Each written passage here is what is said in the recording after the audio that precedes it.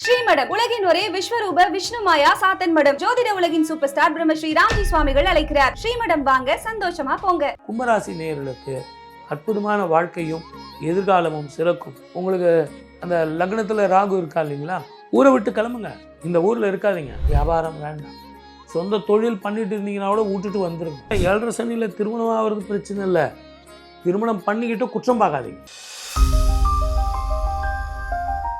குரு பிரம்மா, குரு விஷ்ணு, குரு தேவோ மகேஸ்வர, குரு சாட்சாத் பரபிரம்மா, தஸ்மை ஸ்ரீ குருவே நமஹ. சார், 2026 சனிப்பெயர்ச்சி வரப்போகுது. மக்களும் ஆவலா காத்துக்கிட்டு இருக்காங்க. இந்த சனிப்பெயர்ச்சியில நமக்கு எல்லாம் என்ன நடக்க போகுது அப்படின்னு சொல்லிட்டு. சனிப்பெயர்ச்சி அப்படின்னு கேட்கறதுக்கு முன்னாடி உண்மையாவே சனிப்பெயர்ச்சி இருக்கா சார்? ஏன் நீங்கள் அந்த சந்தேகமாகவே கேட்குறீங்க? நீங்களே சந்தேகமாக கேட்டால் நம்ம நேயர்களுக்கு, சார் ஏற்கனவே நீங்கள் ஒரு சனி பயிற்சி கொடுத்தீங்களே, கும்பராசியில் இருந்து மீனராசிக்கு பயிற்சி ஆகும் மேஷராசி நேயர்களே அப்படின்னு சொன்னீங்களே, அது உண்மையா இது உண்மையான்னு கேட்குறாங்க இல்லைங்களா? அந்த மனசில் இருக்கிறத தான் நீங்கள் பிரதிபலிச்சிங்க. இப்போ இந்த சனி பயிற்சி ஆயிடுச்சா இல்லையாங்கிற கேள்வி நான் உண்மையிலே சொல்ல வேண்டியது என்னுடைய கடமை. Before I start my predictions for 12 ராசிஸ், நான் சொல்கிறது என்னன்னு கேட்டிங்கன்னா, இது ஏற்கனவே முடிஞ்சிருச்சு. திருக்கணித பிரகாரம் கும்பத்தில் இருந்து மீனத்துக்கு போயிட்டார். மீனத்தில் போயிட்டு வக்கரமானார். வக்கரமானதுக்கெல்லாம் கூட நீங்கள் பலன் போட்டிங்க. அவர் பூரட்டாதி 4ஆம் பாதம் வரைக்கும் வந்தார். நான் சொல்கிறத நீங்கள் கவனிக்கணும். என்னுடைய அன்பு நேர்களை புரிந்து கொள்ளுங்கள். பூரட்டாதியினுடைய 4ஆம் பாதமான மீனராசி வரைக்கும் கடைசியாக திருப்பியும் அவர் முன்னோக்கி போகிறார். அவர் இப்போ முன்னோக்கி போகிறத தான் பெயர்ச்சின்றாங்க. அப்போ ஏற்கனவே பெயர்ச்சியானது அவர் கும்பத்தில் இருந்து வரலையே, பூரட்டாதி 4ஆம் பாதத்தில் இருந்து தானே வரார். ஒரே ராசியில் பாதம் விட்டு பாதம் மாறுறதுக்கு பெயர்ச்சின்னு பேரா? அந்த காலத்தில் ரிஷிகள் எல்லாம் வாக்கிய பஞ்சாங்கம். இன்றைக்கி எனக்கு கம்ப்யூட்டரில் வந்துடுச்சு சார், முதலே பெயர்ச்சி ஆயிடுச்சு சார், இப்போல்லாம் சொல்லக்கூடாது சார் அப்படின்னு நான் ஏதோ எனக்கு தான் எல்லாம் தெரியுங்கிற மாதிரி நான் சொல்கிறேன். இருந்தாலும் அன்று முனிவர்கள், ஞானிகள், யோகிகள், ஜோதிட வித்வான்கள் இவங்கெல்லாம் என்ன பண்ணாங்கன்னா, தன்னுடைய ஞான திருஷ்டிலே பார்த்து இந்த கிரகங்கள் எங்கே இருக்குது, எப்படிப்பட்ட கோணத்தில் இருக்குன்னு சொல்லி அவங்க குறித்து வச்சது கரெக்டாக. அந்த வாக்கிய பஞ்சம் பிரகாரம் தான் நம்ம பலன் சொல்லிட்டு இருந்தோம். திருக்கணிதம் அப்படின்னா திருத்திய கணிதம்னு அர்த்தம். அது அப்போ கணிதம் இல்லையானா அதுவும் கணிதம் தான்.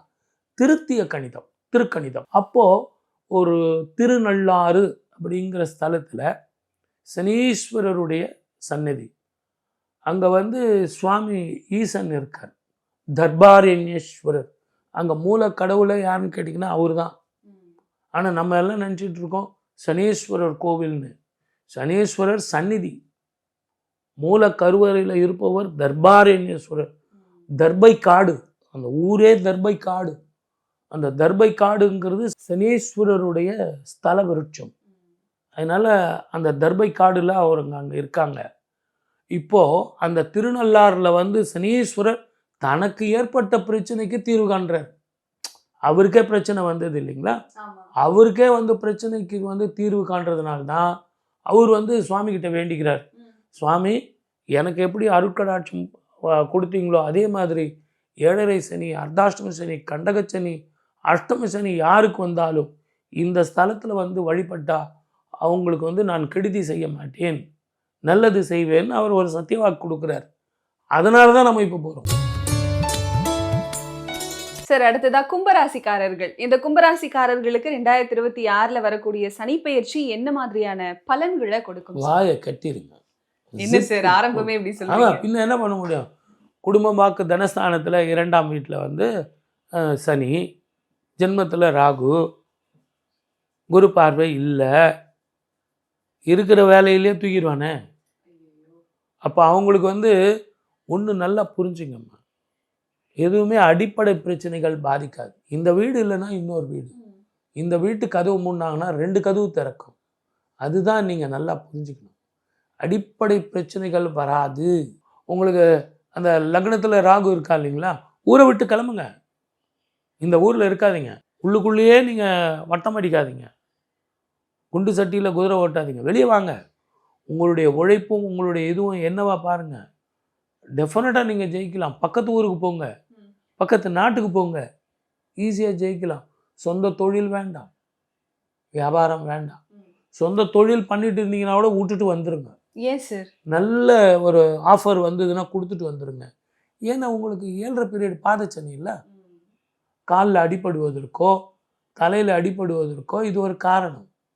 நான் நைட்டு 9 மணிக்கு ஸ்கூட்டரில் 3 பேர் போனேன் சார், 4 பேர் போனோம், அதெல்லாம் வேணாம். பதங்கி போங்க. அதே நேரத்தில் நிதானமாக பொறுமையாக போங்க. மனைவி இடத்துல முடிஞ்ச வரைக்கும் ஆர்கியூமெண்ட்டை விட்டுருங்க. ஏன்னா வாக்குஸ்தானத்தில் சனி. நல்லா இருக்கீங்களா அப்படின்னு கேட்டாலே மனைவி வந்து கத்த ஆரம்பிச்சிடுவாங்க. யாரை பார்த்து கேட்டேன் நீ நல்லா இருக்கியான்னு கேட்குற? நல்லா இருக்கிறதுனால தானே கல்யாணம் பண்ணிட்டு வந்தீங்க. என்ன பார்த்து கேள்வி கேட்குற? இவ்வளோ நாள் கேட்கல, இப்போ நீ கேட்குற. ஆகவே அதை கொஞ்சம் பதமாக கேளுங்க. இல்லைப்பா தெரியாமல் கேட்டேன், இனிமேல் நான் வேறு மாதிரி கேட்குறேன்.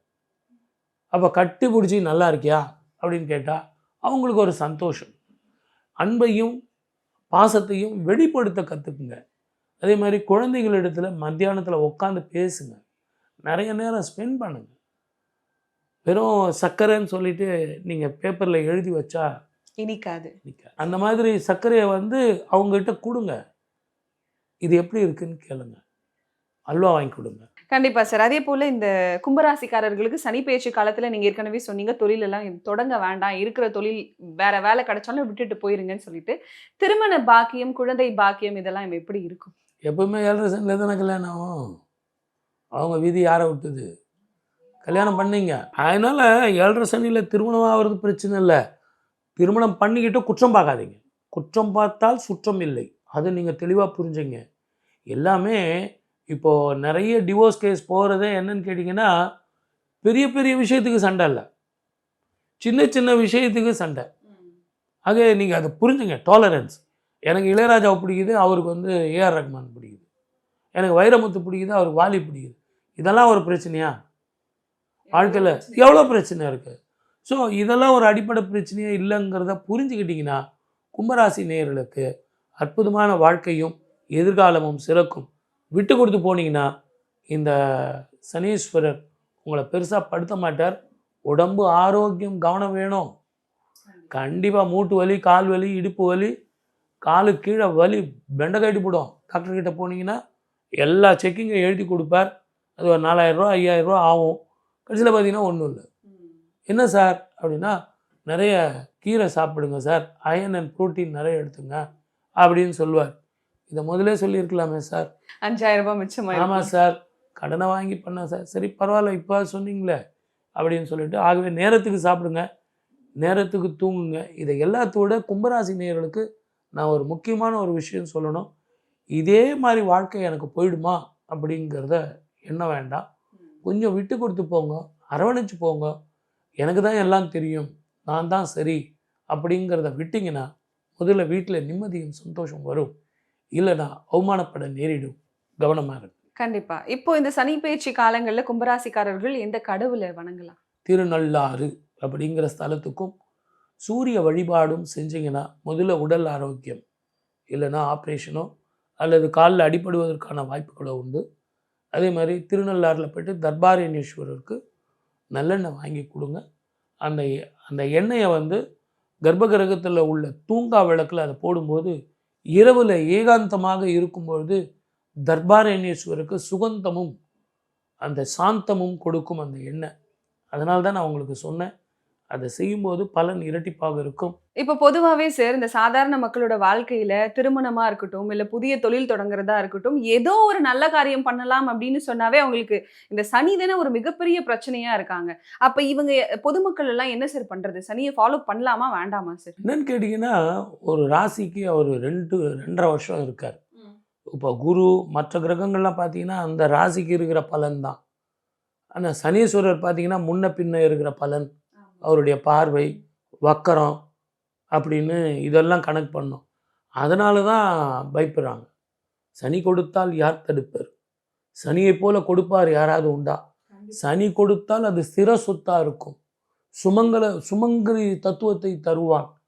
7.5 சனியில் தான் கல்யாணம் ஆகும். அஷ்டமி சனியில் தான் வீடு வாங்குவீங்க. 7.5 சனியில் தான் ஊர் விட்டு ஊர் போவீங்க. இடம் விட்டு இடம் வாருவீங்க. பணத்தோட அருமை தெரியும். பசினா என்னன்னு தெரியும். It is a training period. ஆகவே இந்த 7.5 சனியும் சரி, அஷ்டம சனியும் சரி, இந்த காலத்தில் சுபம் நடக்கணும்னா நீங்கள் தாராளமாக போயிட்டு வாங்க. திருநள்ளாறு போயிட்டு வாங்க. இந்த மீனத்துக்கு போகிறத சந்தோஷமாக குடும்பத்தோடு போயிட்டு உங்களுக்கு 7.5 சனி, அஷ்டம சனி, அர்த்தாஷ்டம சனி போய் உங்களை ஏங்க தானம் பண்ண போகிறீங்க, தர்மம் பண்ண போகிறீங்க. இது தப்பா? 2 வாட்டி பண்ண தப்பா? 3 வாட்டி கூட பண்ணுங்களேன். அதனால ஒன்றும் தப்பு இல்லை. எனக்கு அவருடைய பார்வை வந்து நல்ல பார்வையாக மாறணும், கொடுமை போகணும், உடல் ஆரோக்கியம் வரணும், சிற சொத்து சேரணும், குடும்பத்தில் நிம்மதி வேணும், சந்தோஷம் வரணும். விட்டுருங்க, தைரியமாக சந்தோஷமாக போயிட்டு வாங்க.